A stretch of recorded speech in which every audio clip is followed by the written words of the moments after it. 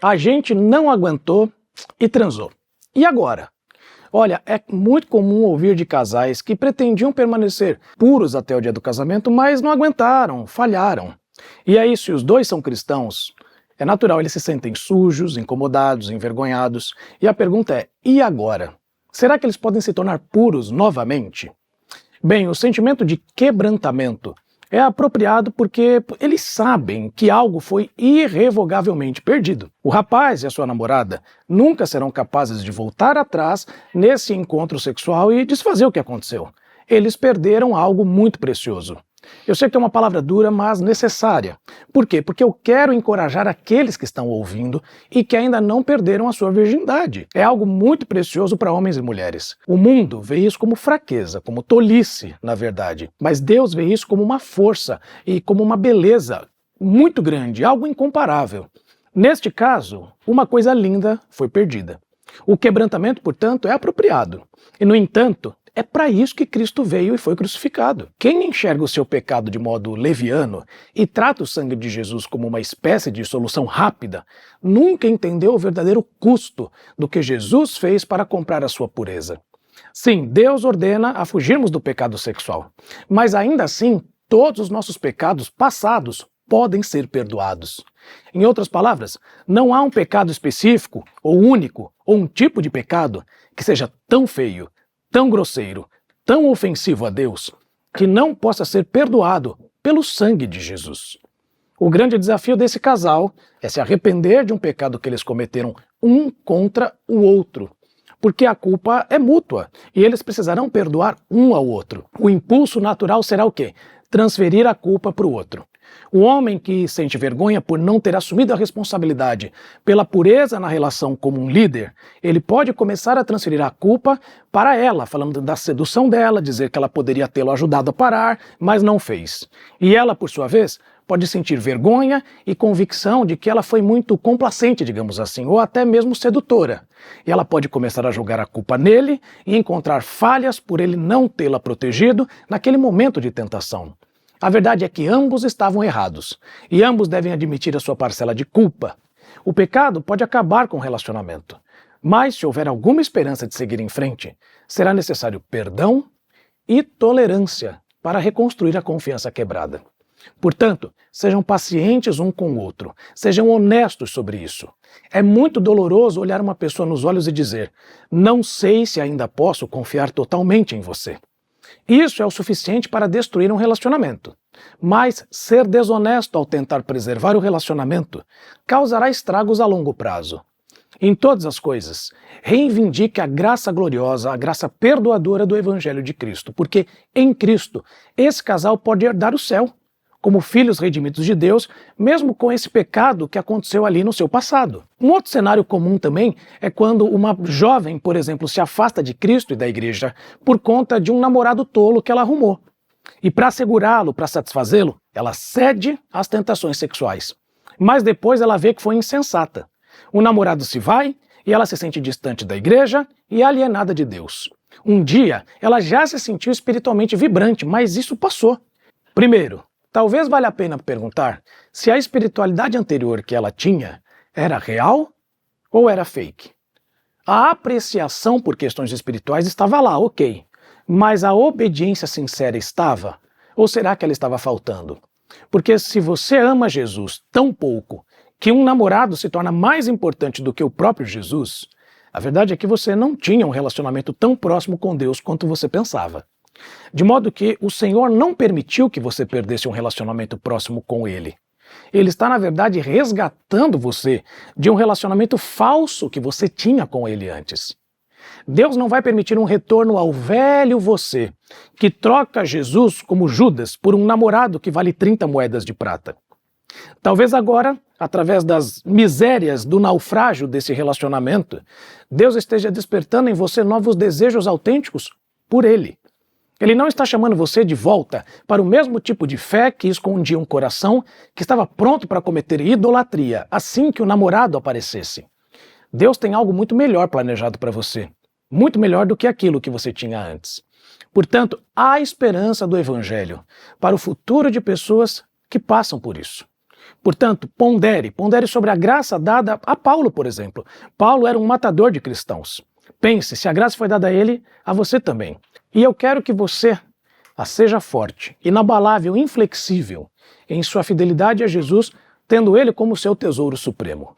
Nada mais de coisas frouxas, religiosidade, questões emocionais. Eu estou falando de uma fidelidade grande, profunda, inabalável e autêntica ao seu rei e ao seu tesouro supremo. Essa é a base do que deve ser a sua vida. E tendo isso bem estabelecido, nenhum namorado ou namorada vai ser capaz de tirar você dessa fidelidade.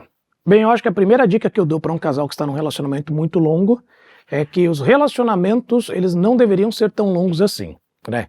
Se eu me engajo num relacionamento romântico, né, sem conseguir visualizar ali a médio prazo, no pior cenário, um momento onde a gente vai poder se casar, estar junto, consumar nossa relação e então desfrutar plenamente do sexo, talvez eu não deva iniciar esse relacionamento, se eu não consigo visualizar quando ele vai desaguar num casamento. A verdade é que nós muitas vezes buscamos construir toda uma estrutura robusta de exigências e demandas para a gente poder casar, quando na verdade isso deveria ser muito mais simples do que a sociedade nos impõe, certo? Às vezes, ao invés de ter tudo, se tivermos apenas o suficiente, já dá para que nós estejamos juntos. A primeira dica que eu daria é isso: não tome como normal relacionamentos muito longos.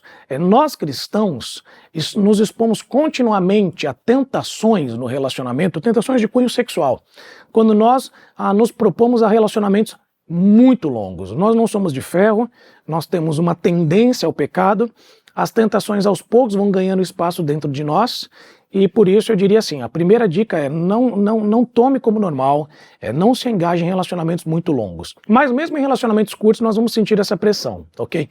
E aí eu diria para você que é o seguinte: se você não tem condições de manter a sua vida devocional, a sua fidelidade a Deus, o amor a Ele como supremo e superior a qualquer outro afeto que você tenha, você não deveria estar namorando com ninguém, certo? Por quê? Porque certamente você vai transferir esse afeto para alguma outra pessoa ou para algo, né? Vai idolatrar alguém ou alguma coisa. E é muito provável que esse ídolo, essa idolatria, seja depositada sobre o seu namorado ou sua namorada. E aí, gente, por um ídolo, a gente faz de tudo por ele. A gente o serve, a gente o agrada, a gente se sacrifica por ele, a gente abre mão daquilo que nos é mais importante para aplacar, para apaziguar, para satisfazer o nosso ídolo. Então, mesmo em relacionamentos mais curtos, eu diria assim: se você não está construindo uma espiritualidade consistente na sua caminhada com Deus, talvez você tenha uma outra prioridade antes de namorar. Construa isso, porque isso é o que vai te dar resistência às tentações num relacionamento que de preferência deve ser mais curto do que aquilo que nós normalmente temos visto. Olha, como é que nós fazemos para saber se nós estamos num relacionamento com alguém que se diz cristão, mas é esse cristão, digamos assim, mais flexível, um cristianismo mais adaptável às suas conveniências? Olha, é muito simples você perceber isso. É aquele sujeito que ele não entende que a palavra de Deus tem autoridade na sua vida. Ele não entende isso. Ele se coloca na posição de decidir quais elementos da palavra de Deus são ou não são aplicáveis à sua vida. Via de regra, a palavra de Deus ela continua permanente e válida para as nossas vidas. Os princípios que estão ali alistados continuam orientando nossa vida como cristãos, certo? Eu sei que há algumas questões de interpretação, de hermenêutica, e que às vezes o cristão normal ele tem falta ali de alguns recursos para interpretar. Não tem problema. Porque se você é um cristão convicto, você participa de uma comunidade de fé, de uma igreja, e você tem ali líderes espirituais que podem te ajudar a entender isso. O ponto é, a Bíblia nos foi dada por Deus para ser compreendida. Se eu não tenho plenas condições de compreendê-la, Deus tem posto ao meu redor, na comunidade da qual eu faço parte, pessoas que vão me ajudar a entender. Se eu tenho um coração disposto a obedecer, certamente eu vou entender aquilo que a Bíblia diz e não vai me faltar entendimento, não vai me faltar clareza. Talvez o que falte é disposição, o que falte seja o desejo de obedecer. Então, quando o sujeito começa a elencar qual aspecto da Bíblia deve ser obedecido, qual deve ser aplicável ou não, estamos lidando aí com um cristianismo de conveniência, ok? E ele vai fazer isso com os princípios, sejam eles quais forem, até mesmo com o princípio da permanência do relacionamento, da inviolabilidade do casamento e por aí vai. Porque se você entende que a palavra pode ser quebrada num ponto, fatalmente ela pode ser quebrada em qualquer outro. Tá bom? Então eu acho que a maneira de entender, se você está num relacionamento com alguém assim, é a disposição que a pessoa tem, de submeter-se à autoridade da palavra, e não dela colocar-se como autoridade e como chave interpretativa da palavra, né? Ela querendo dizer o que a palavra diz ou o que a palavra não diz. Quando a gente está num relacionamento em que ambas as partes têm essa visão mais conveniente da fé cristã, e aí um deles entende, né, desperta, ou até mesmo se converte para a realidade dos fatos, né, e reconhece a autoridade de Deus por meio da palavra. E aí, como que faz?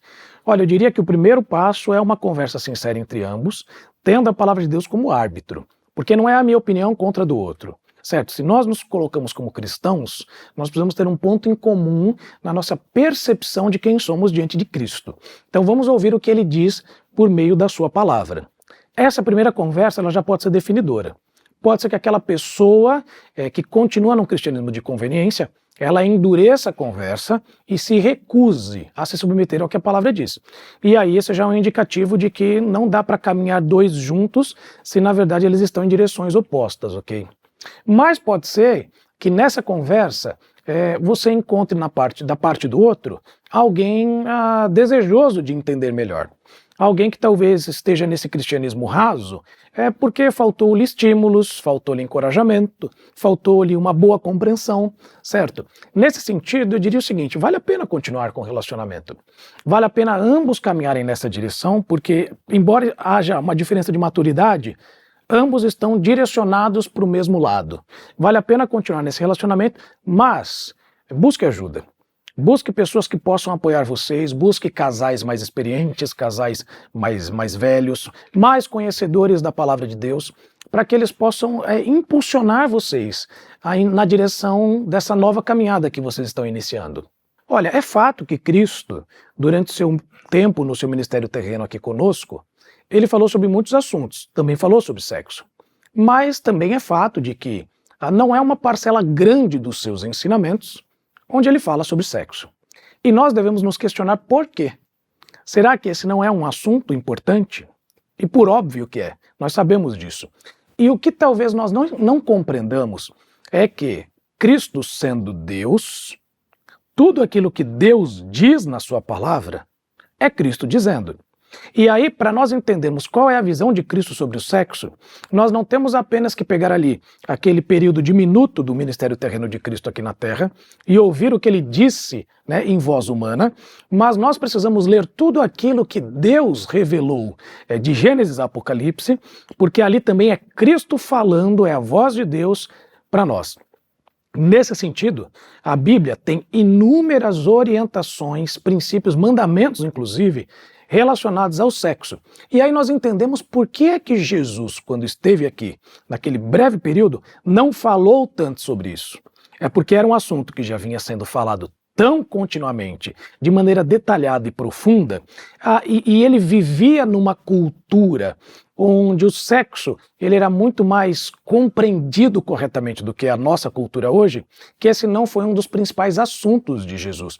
Mas não se engane, tudo aquilo que foi dito anteriormente, Jesus concorda e Jesus corrobora. E não apenas aquilo que foi dito anteriormente, mas aquilo que foi dito posteriormente também, certo? Quando nós lemos as epístolas e vemos ali as diversas orientações que Paulo, Pedro e os demais falam sobre a vida sexual, isso também é Cristo falando por meio dos seus servos. Então, ele tem muito a falar sobre sexo.